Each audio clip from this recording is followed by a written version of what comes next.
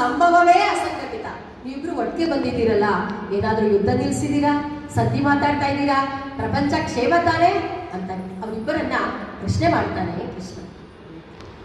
ವೀರಯವತ ಕೊಂಡು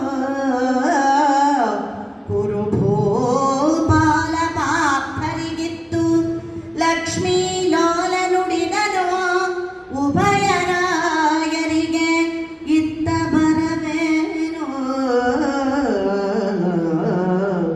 ಹೇಳಿರೈ ಹೇಳಿರೈ ಬರವ ಘಟಿತವಲ ಮೇಳವೇ ಕಡುಮಾನ್ಯರು ಎಮ್ಮಿಯಾಲಯಗೆ ಬರಲು ಏನೆನಲು ಕುರುರಾಯ ನಿಂತೆಂದ. ಆಶ್ಚರ್ಯವಾದರೂ ಸಹ ಸಂಪ್ರದಾಯದಂತೆ ವೀಣೆಯವನ್ನು ಧರಿಸಿ ಅವರಿಬ್ಬರಿಗೂ ಕೊಟ್ಟು, ಇದು ನಮ್ಮ ಸಂಪ್ರದಾಯ, ಬಂದವರಿಗೆ ಮಜ್ಜಿಗೆ ಕೊಡೋದು, ನೀರು ಕೊಡೋದು, ಆಯಾಸವನ್ನು ಪರಿಹರಿಸೋದಕ್ಕೆ ವೀಣೆಯವನ್ನು ಕೊಡೋದು. ಅದನ್ನೂ ಕುಮಾರವ್ಯಾಸ ಬಿಟ್ಟಿಲ್ಲ.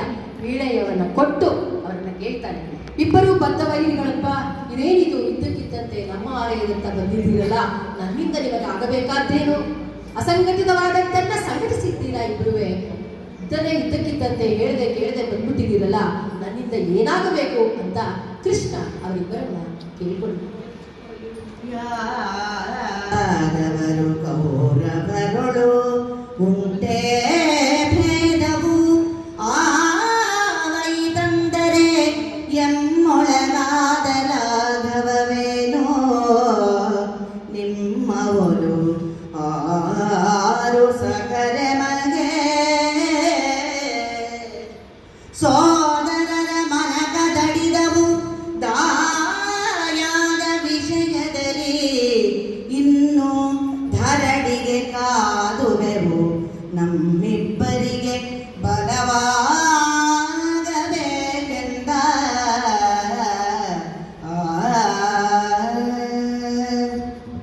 ಕೃಷ್ಣನ ಮಾತಿಗೆ ಕೌರವ ಇದಾಗಿದ್ದೆಲ್ಲ ಮರೆತುಬಿಟ್ಟಿದ್ದಾನೆ. ದೂತನಾಗಿ ಹೋಗಿದ್ದಂತಹ ಕೃಷ್ಣನನ್ನೇ ಕಟ್ಟಿ ಹಾಕುವ ಪ್ರಯತ್ನ ಮಾಡಿದಂತಹ ಆ ದುರ್ಯೋಧನನಿಗೆ ತಾನು ಮಾಡಿದಂತಹ ಕಾರ್ಯವೇ ಮರೆತು ಹೋಗಿದೆ. ಅಂದ್ರೆ ಈಗ ಕೃಷ್ಣನಿಂದ ಅವನಿಗೆ ಆಗಬೇಕಾದ್ದು ಬಹಳ ಇದೆ. ಹಾಗಾಗಿ ಅವನು ಆ ಸನ್ನಿವೇಶವನ್ನೇ ಮರೆತವನಂತೆ, ಯಾದವರಿಗೂ ಕೌರವರಿಗೂ ದ್ವೇಷ ಉಂಟೆ, ನಾವಿಬ್ಬರು ದಾಯಾದಿ ಬೀಗರು, ಲಕ್ಷ್ಮಣನ ಮಗಳನ್ನೇ ಆ ಸಾಂಬನಿಗೆ ಕೊಟ್ಟು ಮದುವೆ ಮಾಡಿರ್ತಾನೆ, ನಾವಿಬ್ಬರು ಬೀಗರಲ್ವೇ, ಆದ್ರೆ ನಾನು ನಿನ್ನ ಹತ್ರ ಬಂದ್ರೆ ನನ್ನಿಂದ ಕೀಳಾಗುತ್ತೆ, ನಾನು ಕೀಳಾಗ್ತೀನಿ, ನಾನು ಕಡಿಮೆ ಆಗ್ತೇನೆ, ಖಂಡಿತ ಇಲ್ಲ, ನಾವಿಬ್ಬರೂ ಒಂದೇ ಕೃಷ್ಣ. ನೋಡಿ, ಸಮಯ ಬೇಕಾದಾಗ ನಾವೆಲ್ಲರೂ ಒಂದಾಗ್ತೇವೆ, ಬೇಡದೆ ಇದ್ದಾಗ ಎಲ್ಲರೂ ಸಹ ಶತ್ರುಗಳಾಗ್ತಾರೆ. ಈಗ ಕೃಷ್ಣನನ್ನ ಅವರು ಶತ್ರುವೆಂದು ಬಗೆದಿಲ್ಲ, ಸಂಧಿ ಮಾಡಕ್ಕೆ ಬಂದಾಗ ಅವನನ್ನು ಕಟ್ಟಾಕುವಂತಹ ಪ್ರಯತ್ನವನ್ನೇ ಮರೆತುಬಿಟ್ಟಿದ್ದಾನೆ. ನೀವು ಕೇಳ್ತಾ ಇದ್ದಾನೆ, ಕೃಷ್ಣ, ಯಾದವರು ಕೌರವರು ಎಂದಿಗೂ ಒಂದೇ, ನಾವೆಂದಿಗೂ ದೂರವಾದವರೇ ಅಲ್ಲ. ಇವತ್ತು ನೀನು ನಮಗೆ ಸಹಾಯವನ್ನು ಮಾಡಲೇಬೇಕು. ಗೊತ್ತಿಲ್ಲ, ದಾಯಾದಿ ಮತ್ಸರದಲ್ಲಿ ನಮಗೂ ಪಾಂಡವರಿಗೂ ಭೂಮಿ ವಿಷಯದಲ್ಲಿ ಕಲಹ ಬಂದಿದೆ, ಯುದ್ಧ ಮಾಡಬೇಕಾದಂತಹ ಸನ್ನಿವೇಶ ಬಂದು ನಿಂತುಬಿಟ್ಟಿದೆ, ನಿನ್ನ ಸಹಾಯ ನಮಗೆ ಬೇಕೇ ಬೇಕು, ನಮ್ಮಿಬ್ಬರಿಗೆ ನಿಮ್ಮ ಸಹಾಯ ಬೇಕು. ಈ ನಮ್ಮಿಬ್ಬರಿಗೆ ಅನ್ನುವ ಪದವನ್ನ ಕುಮಾರವ್ಯಾಸ ಎರಡು ಬಗೆಯಲ್ಲಿ ಬಳಸ್ತಾನೆ. ಒಂದು ಪಾಂಡವರಿಗೆ ಕೌರವರಿಗೆ ಅಂತಾನು, ಮತ್ತು ಯಾದವರಿಗೆ ಮತ್ತು ಕೌರವರಿಗೆ ಅಂತಾನು ಬಳಸಿ ಕೃಷ್ಣನನ್ನು ಮನವೊಲಿಸುವಂತಹ ಪ್ರಯತ್ನವನ್ನ ಮಾಡಿ ತಾನು ಬಂದ ಉದ್ದೇಶವನ್ನ ಕೃಷ್ಣನಿಗೆ ತಿಳಿಸುವಂತಹ ಪ್ರಯತ್ನವನ್ನ ಈ ಪದ್ಯದಲ್ಲಿ ಮಾಡಿದ್ದಾರೆ. ಕೌರವೇಶ್ವರಗೇನೋ ಧರಣಿ ನಾರಿಗನಿಪರಿಗೆ ಒಕ್ಕತನವಿದ್ದು ಆರ ಮೆಚ್ಚಿದಳು, ಆರ ಸಂಗಡ ಉರಿಗ ಹಾಯಿದಳು.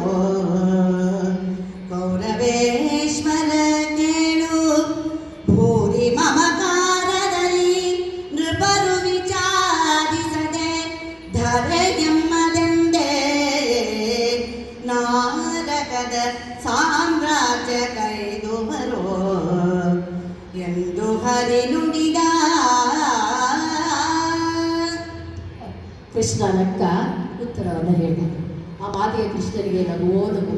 ಅಲ್ಲ, ರಾಜಾದಿರಾಜರೆಲ್ಲರೂ ಸಹ ಈ ಭೂಮಿಯನ್ನ, ಈ ಧರಣಿ ದೇವಿಯನ್ನ ನನ್ನ ಹೆಂಡತಿ, ನನ್ನವಳು ಅಂತಾರಲ್ಲ, ಯಾರಿಗೆ ಸತಿಯಾದಳು? ಪುರದಾಸರ ಅದನ್ನೇ ಮುಂದೆ ಹೇಳ್ತಾರೆ, ಶ್ರೀ ಕೃಷ್ಣನಿಗೋ ರಂಗನಿಗೋ ಯಾರಿಗೆ ಸತಿಯಾದಳು? ಯಾರು ಆಕ್ರಮಿಸುತ್ತಾರೋ ಅವಳಿಗೆ ಸರಿ. ರಾಜ್ಯಲಕ್ಷ್ಮಿ ಚಂಚಲ್, ಅವಳು ಯಾರಿಗೂ ಸ್ಥಿರವಲ್ಲ. ಹೋಗ್ಲಿ, ನನ್ನವಳು ನನ್ನವಳು, ರಾಜ್ಯಲಕ್ಷ್ಮಿ ನನ್ನವಳು ಅಂತ ಹೇಳ್ತಿರಲ್ಲ, ನೀವು ಯಾರಾದ್ರೂ ಸೋತಾಗ, ನೀವು ಯಾರು ಯುದ್ಧದಲ್ಲಿ ಮರಣ ಹೊಂದಿದಾಗ ಅವಳು ಸತಿಯಾಗಿ ಸಹಗಮನವನ್ನ ಮಾಡಿದ್ಳೆ. ಯಾರಿಗಾದ್ರೂ ಸಹಗಮನ ಪದ್ಧತಿಯಿಂದ ನಿಮ್ಮ ಕಡೆಗೆ ಅವಳ ಒಲವನ್ನ ತೋರಿಸಿದಳೆ. ಹುಚ್ಚು ದೊರೆಗಳಿರ ಅವಳನ್ನು ನನ್ನವಳು ಎಂದು ಭಾವಿಸಿ ಯುದ್ಧವನ್ನ ಮಾಡಿ ಲೋಕಕ್ಕೆ ಶೋಭೆಯನ್ನ ತಂದು ನೂರಾರು ಜನರನ್ನ ಸಾಯಿಸಿ ನೀವು ನರಕವನ್ನ ಇದು ಯಾಕೆ ಈ ರೀತಿ ಮೋಸ ಮಾಡ್ಕೊಳ್ತಾ ಇದ್ದೀರಿ ಅಂತ ಕೃಷ್ಣ ಅವರನ್ನ ಎಚ್ಚರಿಸುವಂತಹ ಪ್ರಯತ್ನವನ್ನ ಮಾಡ್ತಾರೆ. ಅವಧರಿಸು ಮುರವೈರಿ ಧರ್ಮಶ್ರವಣ ಕೋಸುಗ ಬಾಲವ ಪಾರ್ಥಿವರ ಪಂಥದ ಕದನ ವಿದ್ಯಾ ಕಾಮವೆ ಮಗಾಯ್ತು ನಿಮಗೆ ನಾವಿತ್ತಂಡ ಸರಿ ಪಾಂಡವರಿಗೆಯೂ ಮನದೊಲವಿನಲಿ ಕೌರವರಿಗೆಯೂ ಬಲವಾಗಬೇಕು ಮುರವೈರಿ ಅವಧರಿಸೋ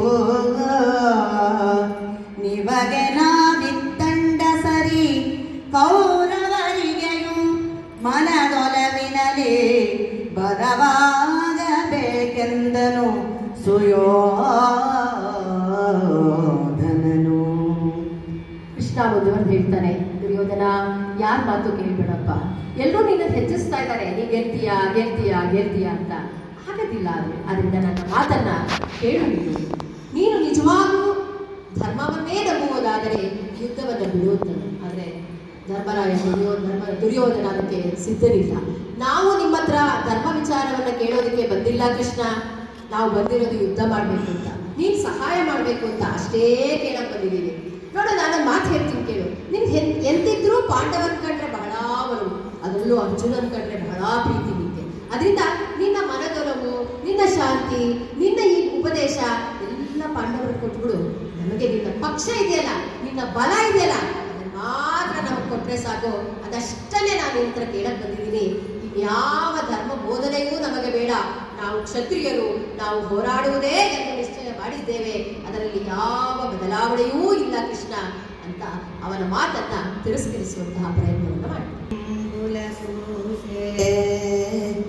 ಎನಲೋ ತಂಬುಲ ಸೂಸೆ ನಗುತ್ತ ಅರ್ಜುನನ ನೋಡಿದನ ಸುರರಿಪು ನಿನ್ನನುವ ಹೇಳೈ ಪಾರ್ಥ ನಿನ್ನನುವ ಪಾರ್ಥ ಹೇಳಯ್ಯನೆ ತಲೆವಾಗಿ ಕೈ ಮುಗಿದು ಎನಗೆ ಮತ ಬೇರೇನು ದುರ್ಯೋಧನನ ಮತವೇ ನನ್ನ ಮತ ನಿಮ್ಮ ಅನುನಯವೇ ನಯವು ಎಮ್ಮೊಳಿ ಸ್ವಾತಂತ್ರ್ಯವಿಲ್ಲ ದುರ್ಯೋಧನನ ಮತವೇ ನಮ್ಮ ಮತವು ಎಂದನ ಪಾರ್ಥ. ದುರ್ಯೋಧನನ ಮಾತಿಗೆ ಕೃಷ್ಣ ಅಂತ ಹೇಳ್ತಾನೆ, ಆಯ್ತಪ್ಪ, ನಿಮ್ಮ ಪ್ರಕಾರ ಧರ್ಮ ಬೋಧನೆ ಬೇಡ, ಯುದ್ಧ ಸಂಘಟಿತವಾಗಿದೆ. ಆದರೆ ಮೊದಲು ಬಂದವರು ಮತ್ತು ಚಿಕ್ಕವರಿಗೆ ಬೆಲೆ ಕೊಡಬೇಕೆನ್ನುವಂತಹ ಒಂದು ಧರ್ಮ ನೀತಿ ಇದೆ. ಹಾಗಾಗಿ ಅರ್ಜುನನ ಕಡೆ ತಿರುಗ್ತಾನೆ, ತಿರುಗ್ಬಿಟ್ಟು ಕೇಳ್ತಾನೆ, ಪಾರ್ಥ, ನಿನ್ನ ಅಭಿಪ್ರಾಯ ಏನು ಹೇಳು. ದುರ್ಯೋಧನ, ನಾನು ನಿನ್ನ ಪಕ್ಷ, ನನ್ನ ಬಲವೊಂದು ಪಕ್ಷ ಅಂತ ಹೇಳ್ತಾ ಇದ್ದಾನೆ. ಅದಕ್ಕೆ ನಿನ್ನ ಅಭಿಪ್ರಾಯ ಏನು? ನಿನಗೇನು ಬೇಕು? ನಾನು ಬೇಕೋ, ನನ್ನ ನಾರಾಯಣ ಸೇನೆ ಬೇಕೋ ಹೇಳು ಅಂತ ಹೇಳಿದಾಗ ಅರ್ಜುನ ಹೇಳ್ತಾನೆ, ಅಯ್ಯ ಕೃಷ್ಣ, ನಮಗೆಲ್ಲಿದೆ ಸ್ವಾತಂತ್ರ್ಯ? ದುರ್ಯೋಧನನಂತೆ ನಮಗೆ ಯಾವ ಸ್ವಾತಂತ್ರ್ಯವೂ ಇಲ್ಲ. ಅವನ ಅಭಿಮತವೇ ನಮ್ಮ ಅಭಿಮತ. ಅವನು ಏನ್ ಹೇಳ್ತಾನೋ ಅದೇ ನಮಗೆ ಅವನಿಟ್ಟಂತಹ ಭಿಕ್ಷೆ. ಅದರಿಂದ ಇದರಲ್ಲಿ ಯಾವ ಬದಲಾವಣೆಯೂ ಇಲ್ಲ, ಯಾವ ಸ್ವಾರ್ಥವೂ ಇಲ್ಲ. ನೀನು ನಮ್ಮ ಪಕ್ಷದಲ್ಲಿದ್ದರೆ ಅಷ್ಟೇ ಸಾಕು ಅನ್ನುವಂತಹ ಅಭಿಪ್ರಾಯವನ್ನ ಸೂಚ್ಯವಾಗಿ ಕೃಷ್ಣನಿಗೆ ಅವನು ವ್ಯಕ್ತಪಡಿಸ್ತಾನೆ. ಮುರಮಥನ ಚಿತ್ತೈಸೋ ಮುರಮಥನ ಚಿತ್ತೈಸೋ ಕೌರವರ ರಸನು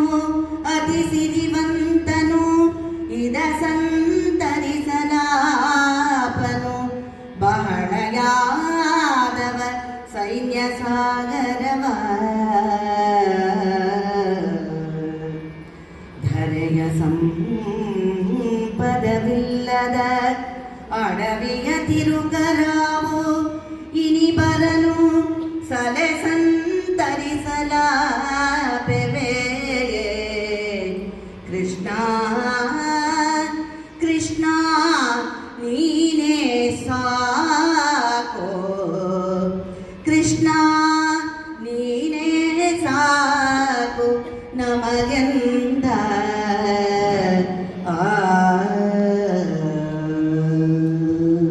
ಕೃಷ್ಣ, ನೀನೊಂದು ಕಡೆ ನಿನ್ನ ಪಕ್ಷವೊಂದು ಕಡೆ. ನಿಜ, ನಿನ್ನ ಪಕ್ಷವೂ ನಿನ್ನಷ್ಟೇ ಬಲವನ್ನು ನೀಡುತ್ತದೆ.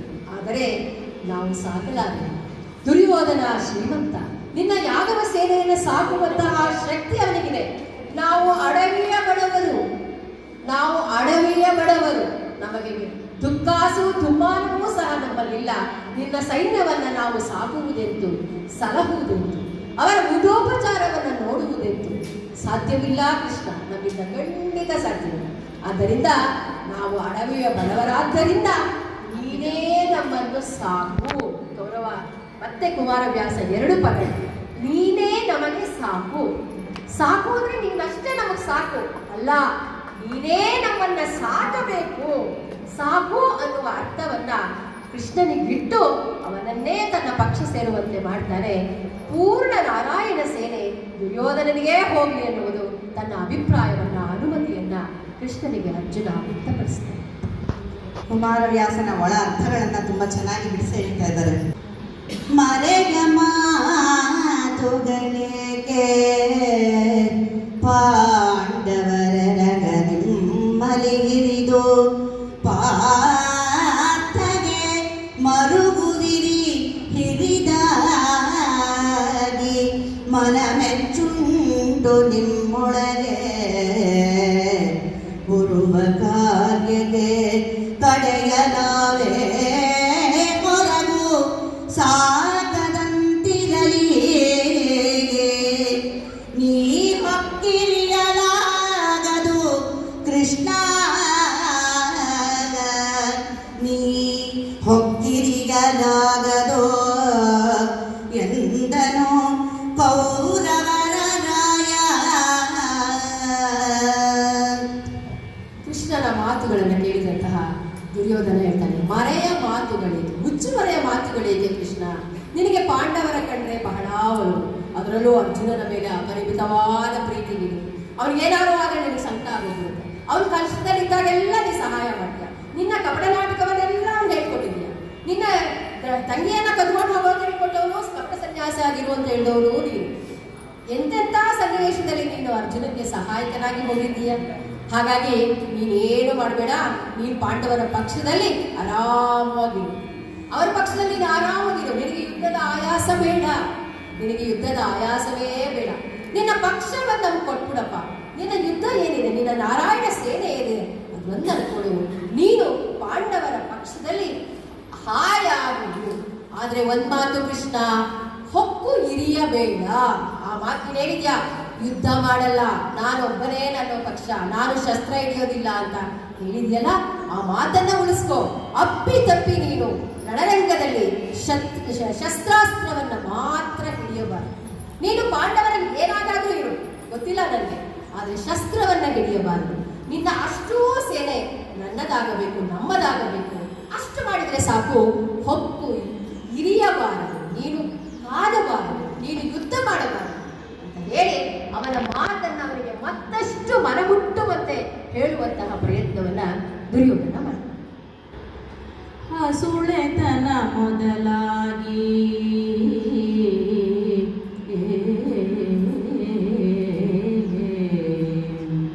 ಬಲು ರಕ್ಕಸರೊಡನೆ ತಲೆಯೊತ್ತಿ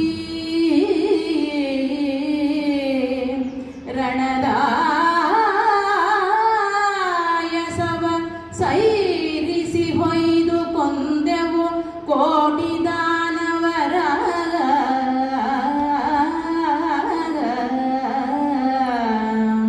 ಮೆಸೊಕಲಾರೆವೋ ಚಕ್ರ ಭಂಡಾರಿಸಿತು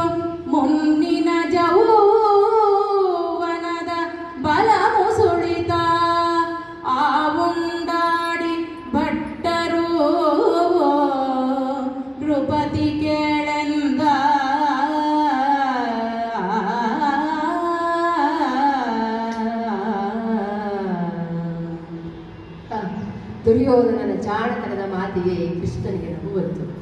ಚಿಕ್ಕಂದಿನಿಂದ ರಕ್ಕಸರೊಡನೆ ಹೋರಾಡಿ ರಣದ ಆಯಾಸವನ್ನ ಸಹಿರಿಸಿ ಕೋಟಿ ದಾನವರನ್ನ ಹೊಡೆದುಡಿಸಿ ಕೊಂದೆವು. ಆದರೆ ಈಗ ಚಲಿಸಿದ್ದಾರೆ.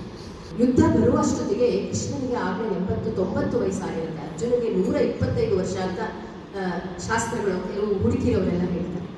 ಆಯಾಸ ಆಗೋಗಿದೆ ನನಗೆ. ಚಿಕ್ಕ ವಯಸ್ಸಿನಿಂದ ಕೂತನಿಗಿಂತ ಕೊಂದಾಗಿಂದ ಹಿಡಿದು ಶಕಟಾಸುರನನ್ನ ಕೊಂದು, ಅವರನ್ನು ಕೊಂದು, ಇವರನ್ನು ಕೊಂದು, ಎಲ್ಲರನ್ನು ಕೊಂದು ಕೊಂದು ಕೊಂದು ಕಡೆಗೆ ಕಂಸನನ್ನ ಕೊಂದು ನಾನು ಆಯಾಸ ಪಟ್ಬಿಟ್ಟಿದ್ದೀನಿ. ನನಗೆ ಯುದ್ಧ ಮಾಡೋಕ್ಕೆ ಶಕ್ತಿ ಇಲ್ಲ ದುರ್ಯೋಧನ ಎಲ್ಲ. ನಾನು ಏನೇನು ರಸ್ತು ಇರೋಂಥದ್ದು. ನಾನು ರಿಟೈರ್ಡ್ ಆಗಿದ್ದೀನಿ. ನನ್ನ ಚಕ್ರವೂ ಸಹ ಭಂಡಾರವನ್ನು ಸೇರಿಬಿಡ್ತು. ಅದರಿಂದ ಯೋಚನೆ ಮಾಡಬೇಡ.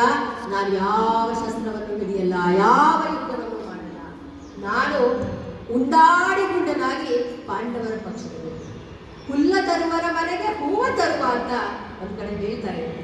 ಹಾಗೆ ನಾನೀಗ ಪಾಂಡವರ ಪಕ್ಷದಲ್ಲಿ ಬರೀ ಉಂಡಾಡಿ ಗುಂಡನಾಗಿರ್ತೀನಿ. ಯಾವ ಶಸ್ತ್ರವನ್ನು ಹಿಡಿಯೋದಿಲ್ಲ. ನಿನಗೆ ಯೋಚನೆಯೇ ಬೇಡ. ನಾನೊಂದು ಪಕ್ಷ, ನನ್ನ ಬಲವೊಂದು ಪಕ್ಷ ಅಂತ ನಿಶ್ಚಿತವಾಗಿ ನನ್ನ ನಿರ್ಧಾರವನ್ನು ತಿಳಿಸಿ.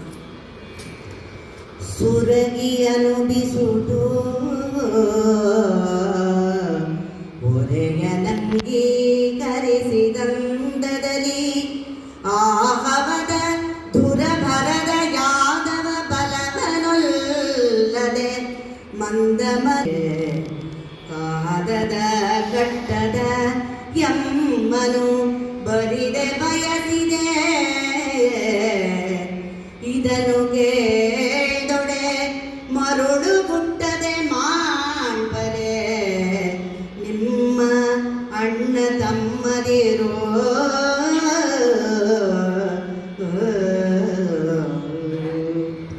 ಕೃಷ್ಣನ ಮಾತು ದುರ್ಯೋಧನಿಗೆ ಬಹಳ ಸಮಾಧಾನ ತಂದ್ಬಿಡ್ತು.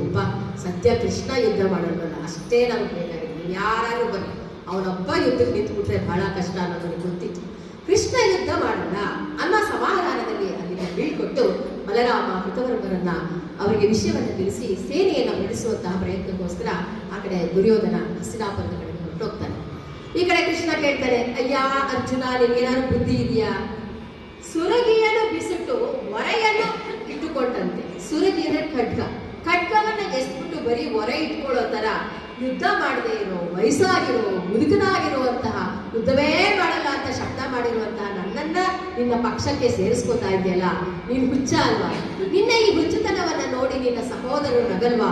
ಏನೋ ಅರ್ಜುನ ಮಹತ್ ಕಾರ್ಯ ಮಾಡ್ತಾನೆ, ಅವನು ಕೃಷ್ಣನ ಪ್ರಾಣ ಸಖ, ಏನಾದ್ರೂ ತಗೊಂಡು ಬರ್ತಾನೆ ಅಂತ ಕಾಯ್ತಾ ಇದ್ದಾರಲ್ಲ ಅಲ್ಲಿ ಆ ಪಾಂಡವರು, ನಿನ್ನ ಅಣ್ಣ ತಮ್ಮಂದಿರು, ಅವ್ರು ಬೇಸರ ಪಡ್ಕೊಳ್ಳಲ್ವಾ? ನಿನ್ ಕಡೆಯವ್ರಿಗೆಲ್ಲ ನಿನ್ನ ಹುಚ್ಚ ಅಂತ ಕರೆಯಲ್ವಾ? ಯಾಕೆ ಕೆಲಸ ಮಾಡಿದೆ ಅಂತ ಕೃಷ್ಣ ಅರ್ಜುನನ ಮಾಡಿದಂತಹ ಕೆಲಸದ ಬಗ್ಗೆ ವಿವರಣೆಯನ್ನ ಕೇಳ್ತಾನೆ. ಆ ಮಾತಿಗೆ ಪಾರ್ಥ ಭಾಗವಹಿಸಿ ನಗ್ತಾನೆ. ಕೃಷ್ಣ, ಸಾಕಪ್ಪ ಸಾಕು, ನಿನ್ನ ನಾಟಕವನ್ನ ನಾನು ಬಲ್ಲೆ. ನಿನ್ನ ನಾಟಕದ ಗರಡಿಯಲ್ಲಿಯೇ ನಾನು ಪಳಗಿದ್ದೇನೆ. ನೀನ್ ಏನು ಅಂತ ಗೊತ್ತು. ಆದ್ರಿಂದ ಈ ಮಾತೆಲ್ಲ ಬಿಟ್ಬಿಡು. ನೀನು ನನ್ನ ಪಕ್ಷದಲ್ಲಿದ್ರೆ ನಮಗಷ್ಟೇ ಸಾಕು ಸಾಕು ಸಾಕು ಅಂತ ಹೇಳ್ತೀನಿ. ನಾವು ಬರಿಗೈಯವರು ಬರಲೆ ಮಗಾವುದಲ್ಲಿಯ ಕೆಲಸ ಉಂಟು ಆವು ಕುಳ್ಳಿಹರಲ್ಲ.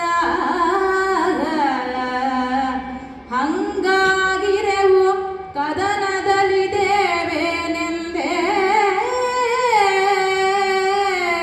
ನೀವು ಬಗೆವಿರಿ ದೇವತನ ನಮ್ಮಲ್ಲಿ ಲವವಿಲ್ಲ ಆವು ಬಲ್ಲೆವು ಬಂದು ಮಾಡುವುದೇನು ಪಾತ ಹೇಳೆಂದ.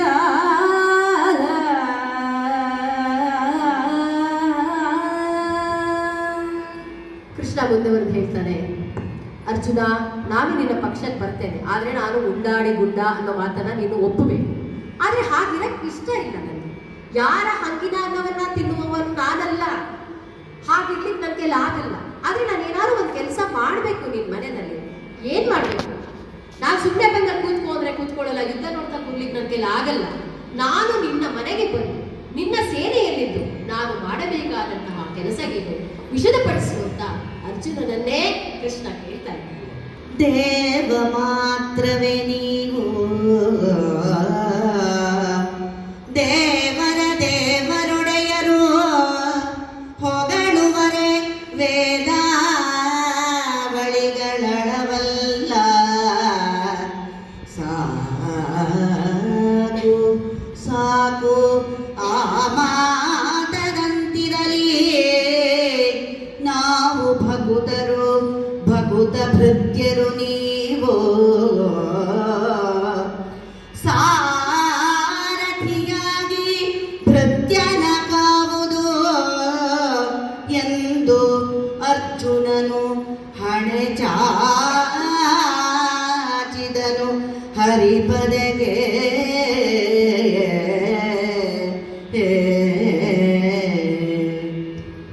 ಕೃಷ್ಣ, ನೀನು ದೇವನಲ್ಲ, ನಾವು ದೇವರ ಸಮನಲ್ಲ ಎಂದರೆ ನಾವು ಒಪ್ಪುವುದಿಲ್ಲ. ನಿನ್ನ ವಿವರಿಸುವುದಕ್ಕೆ, ನಿನ್ನನ್ನು ಅರ್ಥೈಸಿಕೊಳ್ಳುವುದಕ್ಕೆ ದೇವನಿಂದಲೂ ಸಾಧ್ಯವಿಲ್ಲ. ವೇದಗಳಿಂದಲೂ ನಿನ್ನ ಆ ರೂಪವನ್ನ, ಆ ಸ್ವರೂಪವನ್ನ, ಆ ವ್ಯಕ್ತಿತ್ವವನ್ನ ಹಿಡಿದಿಡಲು ಸಾಧ್ಯವಿಲ್ಲ. ಅಂತಹ ನಿನ್ನನ್ನ ನಾವು ನಮ್ಮ ಪಕ್ಷದಲ್ಲಿ ಇರಬೇಕೆಂದು ಬಯಸುವುದು ತಪ್ಪಲ್ಲ. ಆ ಮಾತು ಸಾಕು ಹಾಗಿರಲಿ. ನೀನು ಉನ್ನಾಡಿಗುಂಡನಾಗಿ ನನ್ನ ಮನೆಯಲ್ಲಿ ಇರಬೇಕಾಗಿಲ್ಲ. ನಿನ್ನ ಭಕ್ತರ ಭೃತ್ಯನು ನೀನು, ಅಂದ್ರೆ ಭಕ್ತರಿಗೆ ಸದಾ ಸೇವಕನಾಗಿ ಸೇವೆಯನ್ನು ಸಲ್ಲಿಸುವನೆನ್ನುವಂತ ಬಿರುದು ನಿನಗಿದೆ. ಭಕ್ತರೋದ್ಧಾರಿ, ಭಕ್ತರ ದೀನ ಎನ್ನುವಂತ ಆ ಬಿರುದಿಗೆ ತಕ್ಕಂತೆ ನಾವು ನಿನ್ನ ಭಕ್ತರು, ನೀನು ನನಗೆ ಭೃತ್ಯರಾಗಬೇಕು, ಅಂದರೆ ಸೇವಕರಾಗಬೇಕು. ಯಾವ ಸೇವೆಯನ್ನ ಮಾಡಬೇಕು? ಏನು ಮಾಡಬೇಡ, ನನ್ನ ರಥದ ಸಾರಥಿಯಾಗಿ ನೀನು ಕುಳಿತಿದ್ರೆ ಅಷ್ಟೇ ಸಾಕು. ನನ್ನ ರಥದ ಸಾರಥ್ಯವನ್ನು ನೀನು ಹಿಡಿದು ಆ ಯುದ್ಧದಲ್ಲಿ ಮುನ್ನಡೆಸಿದರೆ ಅದಕ್ಕಿಂತ ಹೆಚ್ಚಿನ ಯಾವ ಸೇವೆಯೂ ನಾನು ನಿನ್ನಿಂದ ಅಪೇಕ್ಷಿಸುವರಲ್ಲ. ಇಷ್ಟೇ ಸಾಕು ಎನ್ನುವಂತಹ ಪದವನ್ನ ಮತ್ತೆ ಅರ್ಜುನ ಒತ್ತಿ ಹೇಳಿದ. ಎನಲೋ ನಗುದೆತ್ತಿದನು ಸಾರಥಿತನವ ಕೈಗೊಂಡನು. ಕೃಪಾಡುವಿನ ಅನುನಯವ ನಾನೆತ್ತಬಲ್ಲೆನೋ ಭೃತ್ಯ ವರ್ಗದಲ್ಲಿ ತನಗಹಂಕೃತಿಯಿಲ್ಲ. ವೈರೋಚನಿಯ ಪಡಿಹಾರಿಗೆ ಕಿರೀಟಿಯ ಮನೆಯ ಬಂಡಿಯ ಬೋವನಾದನು. ಕಿರೀಟಿಯ ಮನೆಯ ಬಂಡಿಯ ಬೋವನಾದನು ವೀರನಾರಾಯಣ.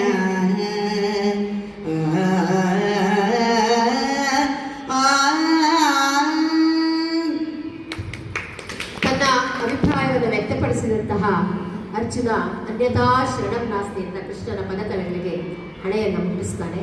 ಅವನನ್ನು ಪ್ರೀತಿಯಿಂದ ಮೇಲೆತ್ತಿದಂತಹ ಕೃಷ್ಣ ನಗುತ್ತಾ ಹೇಳ್ತಾನೆ, ನಿನ್ನ ಭಕ್ತಿಗೆ ನಾನು ಮೆಚ್ಚಿದ್ದೇನೆ.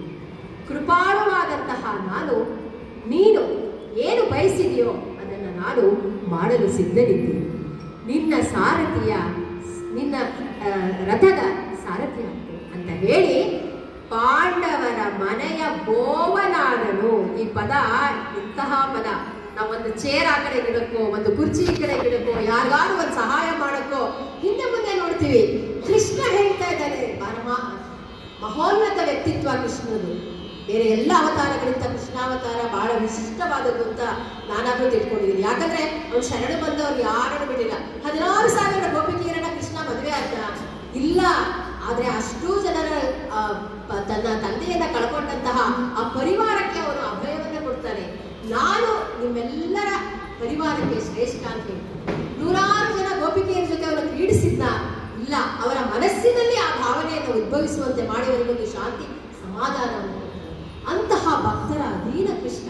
ಅಂತಹ ಕೃಷ್ಣ ಹೇಳ್ತಾರೆ, ನಾನು ಪಾಂಡವರ ಮನೆಯ ಬೋವ ಅಂದ್ರೆ ಸೇವಕ. ನಾನು ಸೇವಕನಾಗಿ ನಿನ್ನ ರಥದ ಸಾರಥಿಯಾಗಿ ನಾನು ನನ್ನ ಕೆಲಸವನ್ನು ನಡೆಸ್ತೇನೆ. ಮುಂದಿನದೆಲ್ಲ ಈ ಭವಿಷ್ಯಕ್ಕೆ ಬಿಟ್ಟದ್ದು ಅಂತ ಹೇಳಿ ಕೃಷ್ಣ ತನ್ನ ಒಪ್ಪಿಗೆಯನ್ನ ಅರ್ಜುನನಿಗೆ ಒಪ್ಪಿಸಿ ಅವನನ್ನು ನೇವರಿಸಿ ಸಾಂತ್ವನಿಸಿ ಹಸ್ತಿನಾಪುರದ ಕಡೆಗೆ ಹೋಗುವಂತೆ ಮಾಡ್ತಾರೆ. ಇದು ಇಲ್ಲಿ ನಮಗೆ ಗೊತ್ತಾಗದೇನಪ್ಪ ಅಂದ್ರೆ ಕೃಷ್ಣ ಎಂತಹ ಮಹತ್ತರ ವ್ಯಕ್ತಿತ್ವದವನಾದರೂ ಸಹ ಭಕ್ತಿ ಯುಕ್ತಿಗೆ ಮೆಚ್ಚಿ ನ್ಯಾಯ ಎಲ್ಲಿದೆ ಯದಾ ಯದಾಗಿ ಧರ್ಮಸ್ಯ ಗ್ಲಾನಿರ್ಭವತಿ ವಾ ಅಭ್ಯುಕ್ತಾಮಧರ್ಮಸ್ಯ ಧರ್ಮ ಸಂಭವಾಮಿ ಯುಗೆ ಯುಗೆ. ಎಲ್ಲಿ ಧರ್ಮ ಇದೆಯೋ ಮಮ ಪ್ರಾಣ ಪಾಂಡವ ಅನ್ನುವಂಥ ಮಾತನ್ನು ಅವರು ಇಲ್ಲಿ ವ್ಯಕ್ತಪಡಿಸಿದ್ದಾರೆ.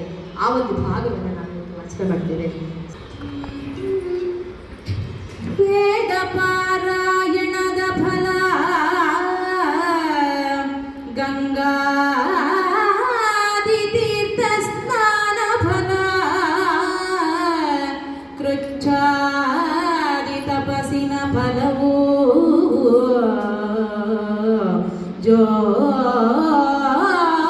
ಜ್ಯೋತಿಷ್ಠೋಮಯಾಗ ಫಲ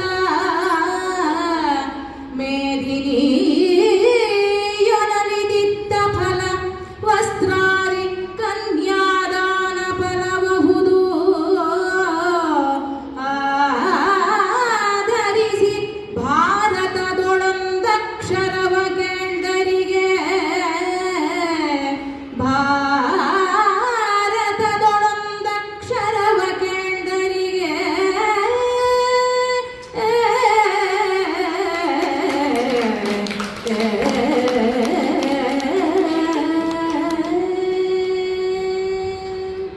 ಭಾರತದಲ್ಲಿ ಒಂದಕ್ಷರವನ್ನ ಕೇಳಿದವರಿಗೆ ಏನ್ ಫಲ? ಇವತ್ತು ನಾವು ಹೇಳ್ಬಿಟ್ಟಿದ್ದೀವಿ, ನಮಗೆ ಬಹುಶಃ ಫಲ ಜಾಸ್ತಿ ಅನ್ಸುತ್ತೆ, ಗೊತ್ತಿಲ್ಲ. ಆಗಮಿಸಿ ಕೇಳಿದವರಿಗೆ ಎಲ್ಲರಿಗೂ ಸಹ ಏನೇನು ಫಲ ಸಿಗತ್ತೆ? ವೇದ ಪಾರಾಯಣದ ಫಲ, ಗಂಗಾದಿ ತೀರ್ಥ ಸ್ನಾನದ ಫಲ, ಕೃಚ್ಛಾದಿ ತಪಸ್ಸಿನ ಫಲ. ಕೃಚ್ಛ ಅಂದ್ರೆ ಉಪವಾಸ ವ್ರತ, ಅದು ಜೈನರಲ್ಲಿ ತುಂಬಾ ವಿಶೇಷವಾಗಿ ಆಚರಣೆ ಮಾಡ್ತಾರೆ.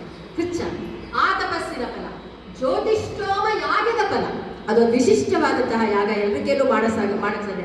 ರಾಜಸೂಯ ಯಾಗ, ಅಶ್ವಮೇಧ ಯಾಗ ತರ ಅದೊಂದು ವಿಶಿಷ್ಟವಾದ ಯಾಗ.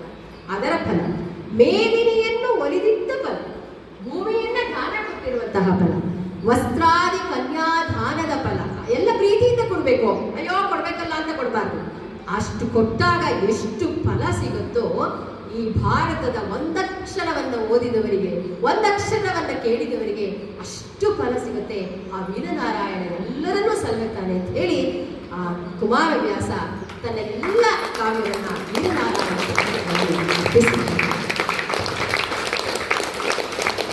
ನಿಜಕ್ಕೂ ಅನ್ಸುತ್ತೆ, ಏನು ಸುಲಭ ಅಂತ ಅನ್ಸುತ್ತೆ. ಅಡಗನಡ ಗೊತ್ತಿರುತ್ತೆ, ಒಂದೊಂದು ಅಕ್ಷರ ಒಂದು ಮಾಡ್ಕೊತಾರೆ ಅದನ್ನು. ನಾವೆಲ್ಲ ಇದರಲ್ಲಿ SSLC ಓದಿದ್ವಿ ಅಡಗನಡಲ್ಲಿ. ಅದು ಬಹಳ ಕಷ್ಟದ ಕೆಲಸ. ಅದು ಇಬ್ಬರೂ ಕೂಡ ಬಹಳ ಚೆನ್ನಾಗಿ ಸುಲಲಿತವಾಗಿ ಏನೋ ಅದು ಬಹಳ ಚೆನ್ನಾಗಿ ಭಾವಗೀತೆ ಆಡ್ತಾ ಇದ್ದಾರೆ ಅನ್ನೋ ಮಟ್ಟಿಗೆ ಅದನ್ನು ಒಂದು ಪ್ರಸ್ತುತಪಡಿಸಿದ್ದಾರೆ. ಬಹಳ ಚೆನ್ನಾಗಿ ಮಾಡಿದ್ದಾರೆ. ನನಗೆ ಅದಕ್ಕಿಂತ ಇನ್ನೂ ಖುಷಿ ಯೂಟ್ಯೂಬ್ ನಾನು ಕೇಳಿದ್ದೆ, ರೇವತಿ ರಾಮಸ್ವಾಮಿ